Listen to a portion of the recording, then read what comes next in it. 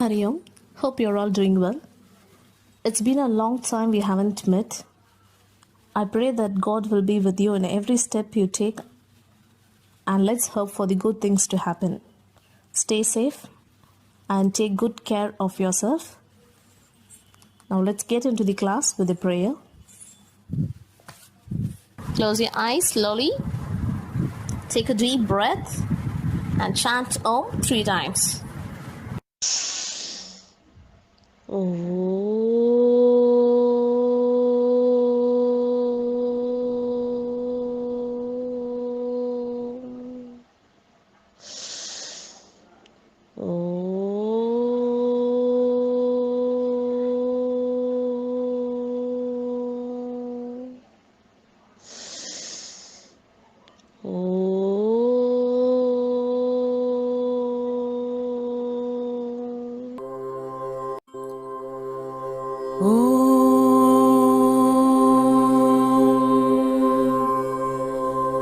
सहनाववतु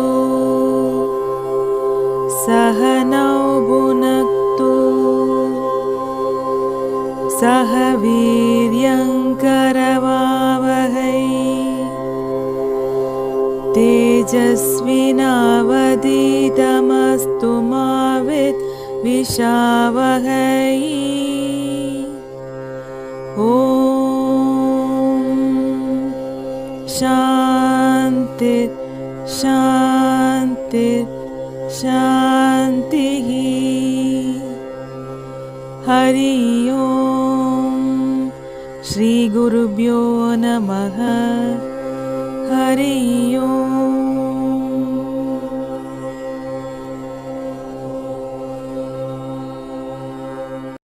Learning objective. Students will be able to explain the familiar with the contribution of Guptas to art, architecture, literature, education, science and technology. To explore the significance of reign of Harshavardhana. Nalanda University. Nalanda University flourished under the patronage of the Gupta Empire in the 5th and 6th century. Nalanda, Buddhism was the main subject of study. Other subjects like yoga, Vedic literature, and medicine were also taught. Huinzhang spent many years studying Buddhism in this university. Who were Huns? Huns were the nomadic tribes. Trade items ranged from daily products to valuable and luxury goods. The important trade goods were pepper, gold, copper, iron, horses. Leading money at a high rate of interest was in practice during Gupta period. The Guptas developed roadways connecting different parts of the country.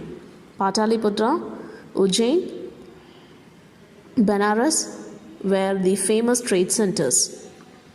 Metallurgy. Mining and metallurgy were the most flourishing industries during the Gupta period. The most important evidence of development in metallurgy was the Mehrali iron pillar installed by King Chandragupta in Delhi. This monolithic iron pillar has lasted through the centuries without rusting. Society. The society that adhered to 4 Varna system was patriarchal. According to the law of Manu, which was in force, women should be under the protection of their father, husband, or eldest son. Sati was practiced during the Gupta rule. Slavery. Slavery was not institutionalized in India, but there are references to the existence of various categories of slaves during the Gupta age. Religion.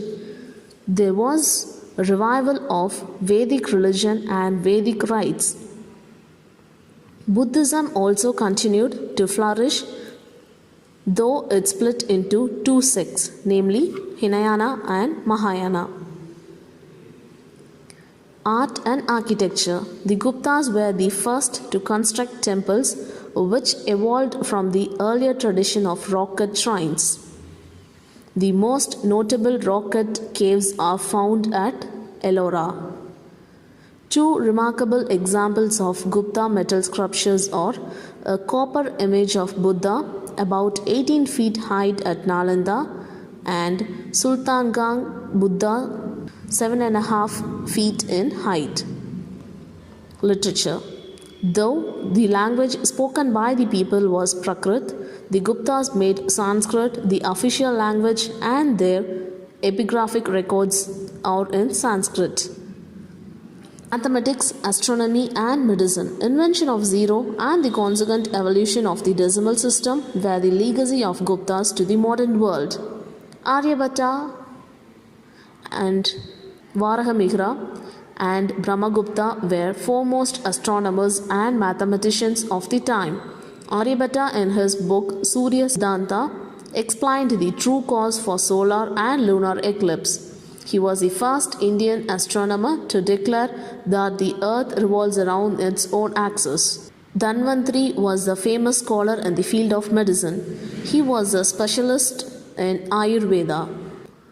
Sushruta was the first Indian to explain the process of surgery. Next, we are going to see about Vardhana dynasty. The founder of the Vardhana or Pushpabhuti dynasty ruled from Taneshwar.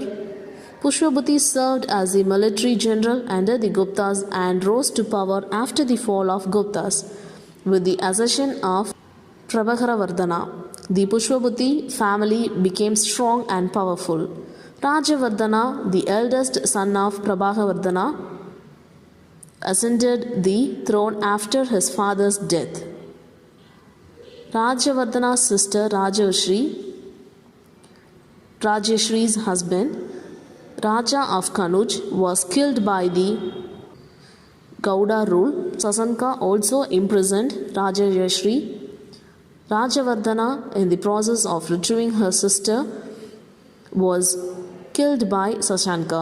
This resulted in the younger brother Harshavardhana becoming king of Taneshwar. Conquest of Harshavardhana. The most popular king of the Vardhana dynasty was Harshavardhana. Harsha ruled for 41 years. It was Harsha who unified most of the North India, but the extension of his authority in the south was checked by Chalukya king Pulikesin II. Administration. The emperor was assisted by the Council of Ministers. The Prime Minister occupied the most important position in the Council of Ministers. Life imprisonment was the punishment for violation of the laws and for plotting against king. Religious policies. Harsha was the worshipper of Shiva in the beginning, but he embraced Buddhism under the influence of his sister Rajeshri and the Buddhist monk and the traveler Hunsing. He belonged to Mahayana school of thought. He was the last Buddha sovereign in India. He was noted for his policy of religious toleration and used to worship the images of Buddha, Shiva, and Sun simultaneously. Art and literature. Harsha himself a poet and dramatist. Harsha's popular works are Ratnavalli, Agananda, Priyadarshika. His royal court was adorned by Banabhatta, Mayura, Jayasena. Temples and monasteries functioned as centers of learning. Kanuj became a famous city. Harsha constructed a large number of viharas, monasteries, and stupas on the bank of Ganges. The Nalanda University, a university and monastery combined, was said to have 10,000 students and monks in residence when Huizing visited the university. Learning outcome. Now students are able to explain the familiar with the contribution of Guptas to art, architecture, literature, education, science, and technology. To explore the significance of reign of Harshavardhana. Let's recap. The Guptas were the first to construct temples which evolved from the earlier tradition of rock cult shrines. Aryabhatta, Varahamihra, and Brahmagupta were foremost astronomers and mathematicians of the time. Harsha was a prominent ruler of Vardha dynasty and was elevated to the position of an emperor. Harsha was a great artist and dramatist and contributed to the development of literature and art. Huinzhang visited Nalanda and wrote his useful travel accounts, which help us understand the condition of India during Harsha's reign. Harsha, though a strong follower of Buddhism, also promoted Vedic religion. Our eyes are continuously fixed to some eye-grabbing shows on television and smartphones. So to keep our eyes healthy, here are some eye exercise to be followed.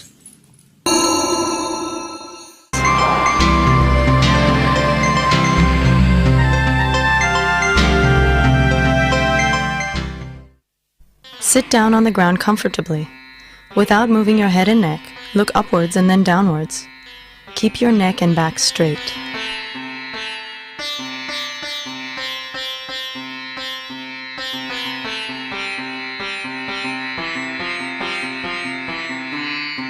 Now look at the sides, alternating with the left and right.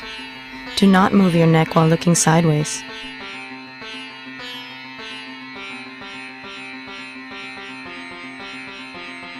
Now look to your left, then look upwards. Move your eyes right and then look down. Look upwards, to your right, and then down.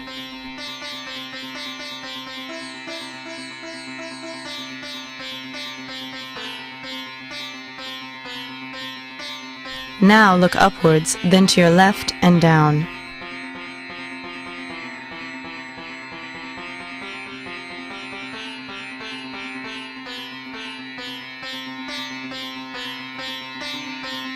Now alternatively, look to your left once after looking upwards, before looking down, and then look to your right the next time after looking up.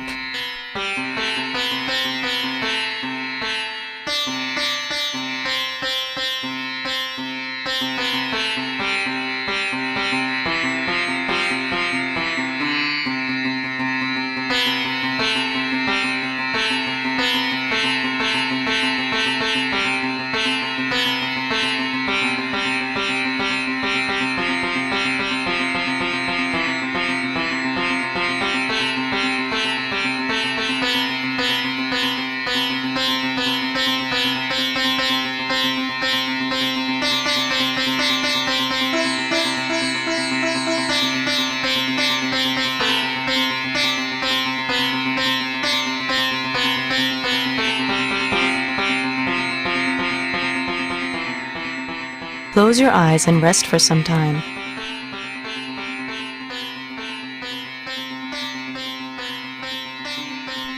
Sit comfortably and bring your hands straight forward at shoulder height and raise your thumbs. Look at your thumbs. Slowly spread apart your hands. Look at your left and right thumbs alternatively while spreading your hands apart.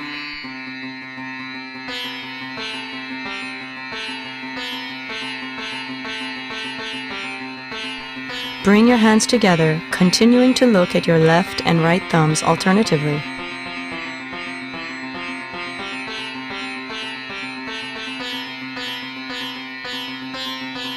Close your eyes and rest for some time.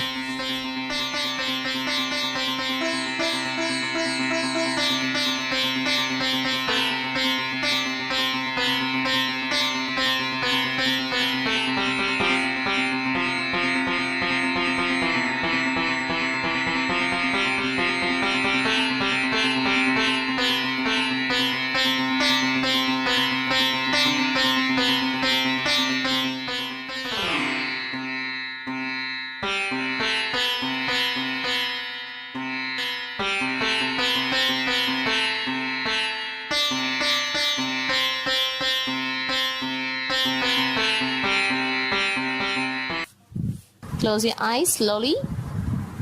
Take a deep breath and chant Om 3 times.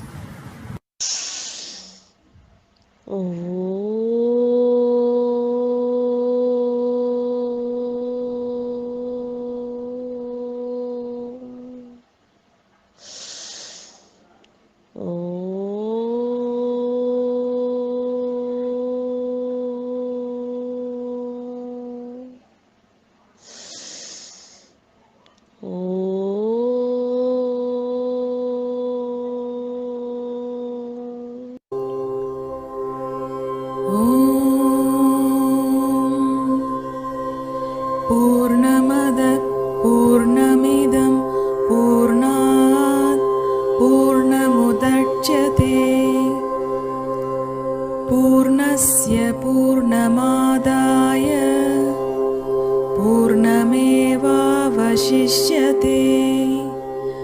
ॐ शान्ति शान्ति शान्तिः। हरि ओम श्री गुरुभ्यो नमः। हरि ओम।